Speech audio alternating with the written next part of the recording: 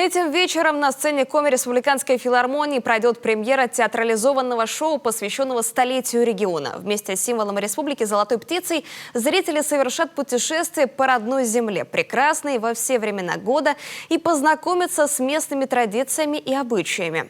Прямо сейчас в Республиканской филармонии работает моя коллега Анастасия Тюрнина. Анастасия, расскажите, как прошел генеральный прогон легенд Коми края?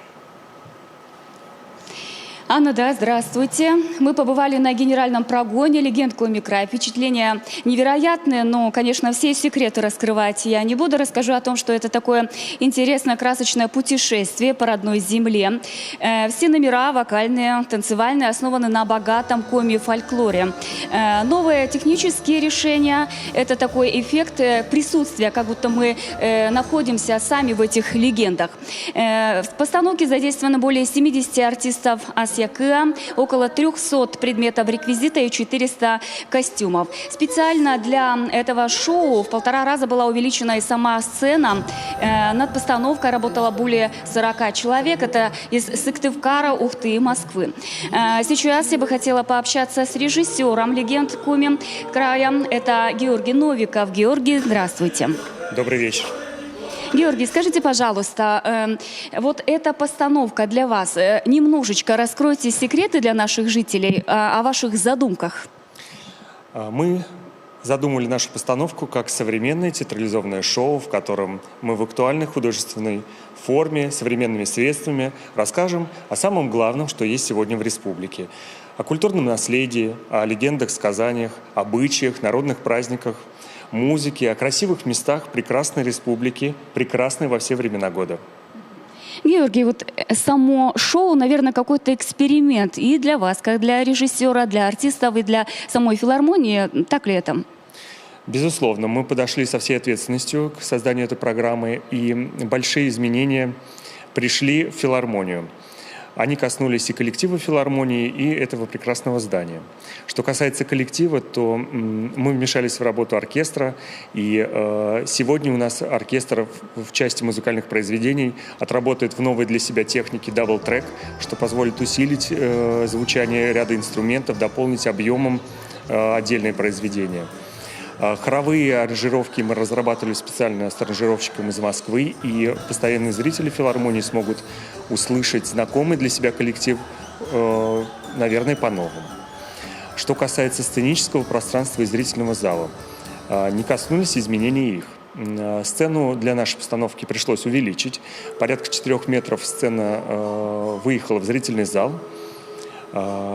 В зрительном зале появился проекционный портал сцены, который разработан нашим художником-постановщиком, который станет дополнительной визуальной основой программы. Появится 3 плана интерактивных кулис.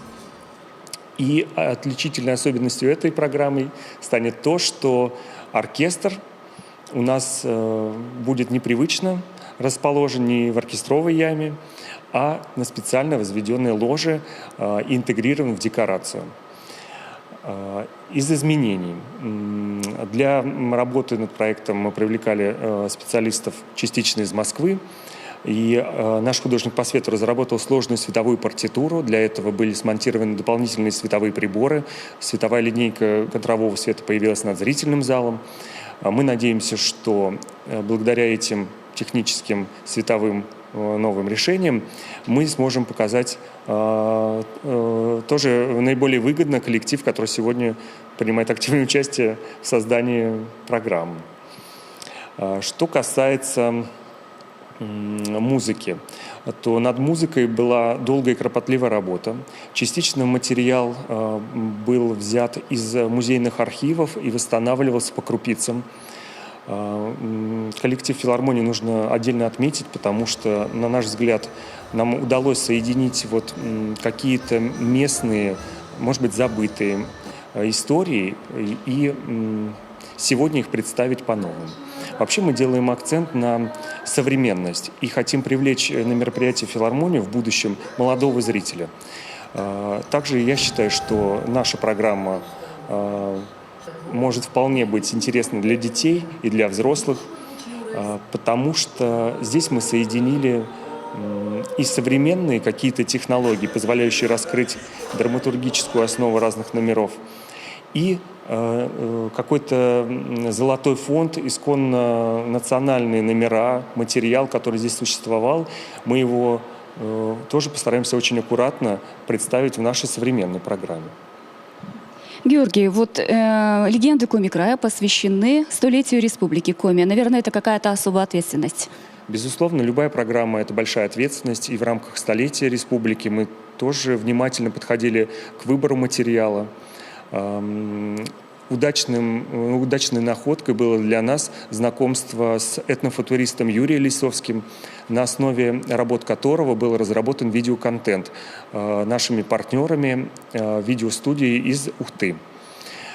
Юрий для нас разработал эскизы разных героев-легенд, которые оживут в нашей программе и, возможно, по-новому предстанут для зрителей.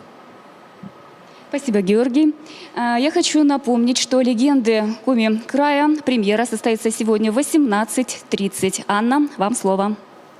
Спасибо, Анастасия. Мы продолжаем выпуск.